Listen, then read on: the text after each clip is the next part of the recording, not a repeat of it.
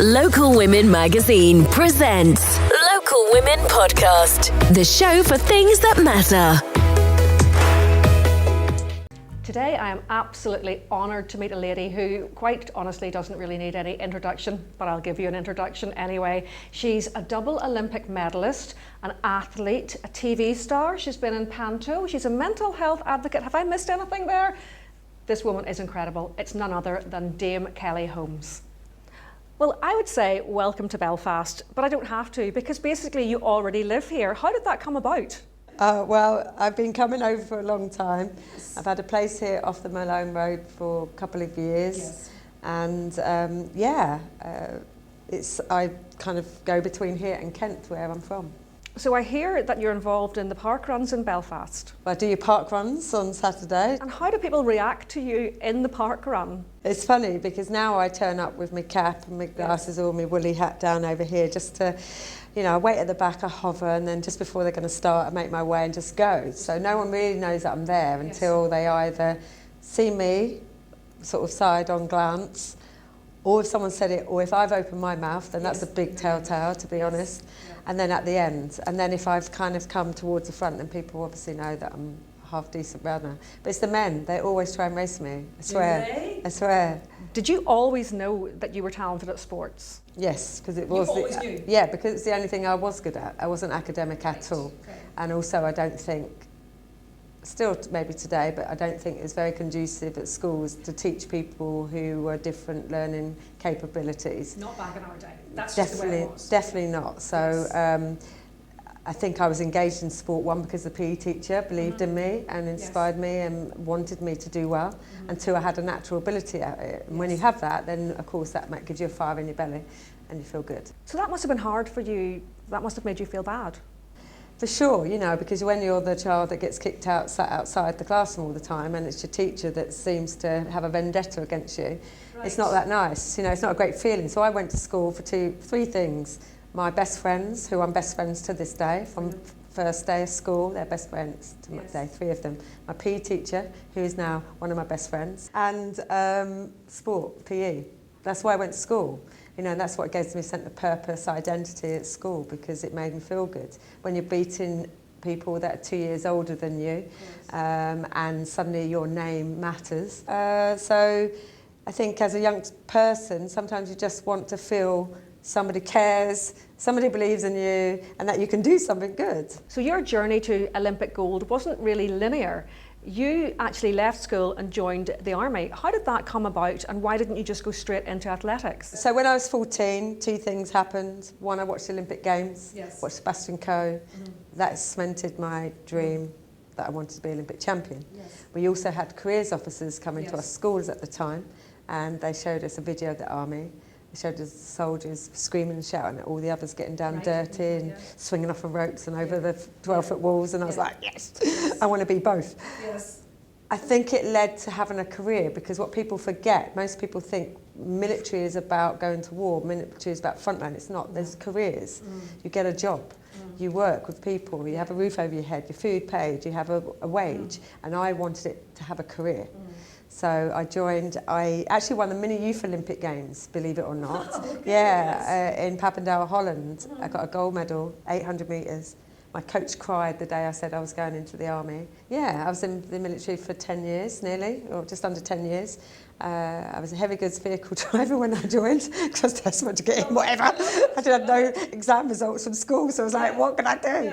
And then my aspiration was to become a physical training instructor. So I became one when I was 21. I retrained, and that was sort of fulfilled. But again, I watched another Olympic Games on television. Yes, I love this story. You saw a certain athlete on the TV at the Olympic Games, and you were actually better than this woman. Tell us about that. Her name was Lisa York. She was a very good young girl. But you were better. I used to beat her when I was young, and I'm thinking, she's at the Olympic Games. It was in the 3,000 metres. It was when women weren't allowed to do 5,000. And I'm not. To cut a long story short, I got entered into a national championship. It was the UK Championships. It was in 1993. It was for the World Championship, sorry. It was in 1993, went to the trials, and this guy said to me, just chase these 2 girls that are going for the World Championship qualifying time. No one knew me then at that stage. I was announced as Corporal Holmes, so it was a little bit embarrassing because everyone was announced by their names and I was announced as Corporal Holmes. I was like, oh God. Anyway, I didn't only just chase these girls down, I beat these girls. And qualified for the World Championships. So you ruined their dreams. So suddenly I'm catapulted as a world stand athlete. So I used to use my leave to go away and compete. Yes. I'd then come back from competing. I went to the World Championships, silver medals, semi-finalist, great experience, went back to the army. I'm now guarding the army, barracks, because I used my leave to go away and change my guard duties. So I come from, being with these world champions, Olympic champions, for Christy Salad Gunner, everyone was on this team, and the next thing I'm landing back to barracks, and now I'm guarding. It was a little bit come down to earth. Anyway, the following year I thought, I wonder if I can use some of the training that I gave the guys as some of my fitness training. Yes. So I used to train really hard, like weights and circuits and salt courses, and think, well, that'd be great for my athletics training, which was madness, really. It was so good. Anyway, the next year, I qualified for the Commonwealth Games European Champs, used my leave again in the army. I came back with a gold and a silver medal. Right. I come back to barracks, I'm now umpiring a rounders match. That was my life. So that carried on for quite a while until I then went and won 2 medals at the World Championships the following year, using my leave. I then get to my first Olympic Games. I'm 26 years old. I'm a full-time soldier. That I wrote a letter to our colonel and said, please, could I have time off? Because my dream is to be Olympic champion, and yet I can't do both.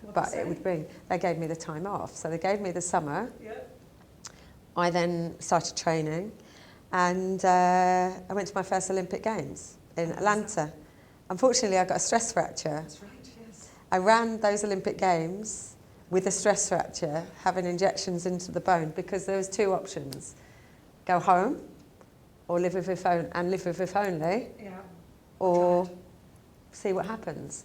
I ended up coming 4th in that Olympic Games final, losing by 1/10 of a second with a stress fracture. And how did that feel? Devastating in one sense. I went back to barracks on crutches, quite embarrassing. So close. So close. It's the worst thing is to come 4th, I'm not going to lie. But in one sense, it changed my mindset to become the athlete that I became. Because I always thought, if you can get so close or get something out of a negative almost, I flipped it and say, well, if I can come 4th in the world with a stress fracture, I didn't live with if only, I know the outcome, surely that's strength.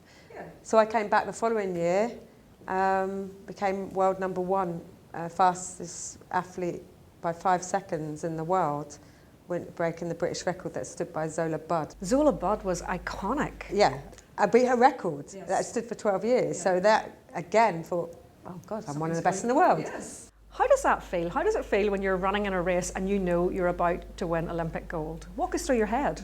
I never thought about winning gold for the 800, that's the truth. I entered both the 8 and 15 because over my career I'd won 11 international medals now, regardless of all those injuries. Roughly half and half of 8 and 15. And I believe, I was now 34 years old. I was the oldest competitor in the 800 and the 1500, but the most experienced.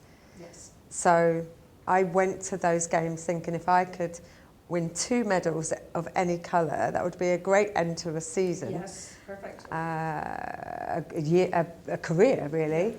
And, if I got gold, fantastic. Entered the 800, took a risk, because my dream had been Olympic 1500 metres. What happened is that the training that I'd done and the mindset I'd come into 2004 was based on creating the best team around me, belief in the people that doing a job, which wasn't running around the track, would do their job to the highest standards that they could, because I needed everybody to believe in that same dream, that they are good enough to be in that team and we're all a golden team. And it became a mindset change. And so when training was alluding to that, when I did the 800 metres, it was just going perfectly, and I knew what it took to win a medal. I knew the times. My strategy was that I would run even pace running for the whole of the race. I just happened to win the 800 metres, and if anyone remembers the face of somebody with eyes popping out their head and arms up and not knowing, that was me. Yeah. And I couldn't believe it, because again, I then won by 0.05 of a second. Yes. You know, thickness of this blouse. Win's a win. Yeah, so then when I won the 1500 metres, of course, that was the dream come true, and it's a kind of different feeling. It's almost like an unbelievable one, as much as it was everything I'd ever wanted, everything I'd ever wished for. It was also such a, you know, it was kind of like, wow, relief. It was happiness, relief. I could now just not fight anymore. You've been really open about your mental health over the years, and you've talked about subjects that then, and probably still are now, quite taboo. Yeah, I have, you know, because, you know, when I came back from the Olympic Games, of course, I'm put on quite a high pedestal of being the first woman in Great Britain to win 2 gold medals at any Games. Brilliant, fantastic achievement, but I was human as well. Yes. You know, and I was fighting to become the person that I wanted to be when I was a child, somebody with purpose, had a, you know... fighting for that little girl. Yeah, just exactly. Yeah. And I had a breakdown. Well, I had that the year before the Olympic Games, so that was even more why I wanted to talk, because the story was more about resilience and never giving up on you. I spoke about it in my first book that I did in 2005. It was a very taboo subject. Extremely back then, yes. It became on front of one paper, and then no one ever spoke about it again. Yes. No one really asked me the questions about it. No one really went into detail. And it was only in 2017 I was put on Loose Women's show, which I'm now panellist of, the last 2 years, who were talking about mental health, and I kind of came up with this, and I told them, oh, you know, I'd had this breakdown, and they were like, and I said, the thing is, the conversation for me is not new. I said, it's that you're listening. So what would you say to anybody watching now who's got a dream? Anybody watching this thinking, could I? Well, with any dream, it takes hard work, dedication. It takes resilience and commitment, but it also takes self-belief and what you want as a person. So get the right people around you. Keep going, keep going, keep going. Don't live with if only, because if only is too late, and that's your regret. The rest of it, you just keep going with what you believe on, and you never know, it might come true. Thank you very much. Thank you. Local Women Magazine presents Local Women Podcast, the show for things that matter.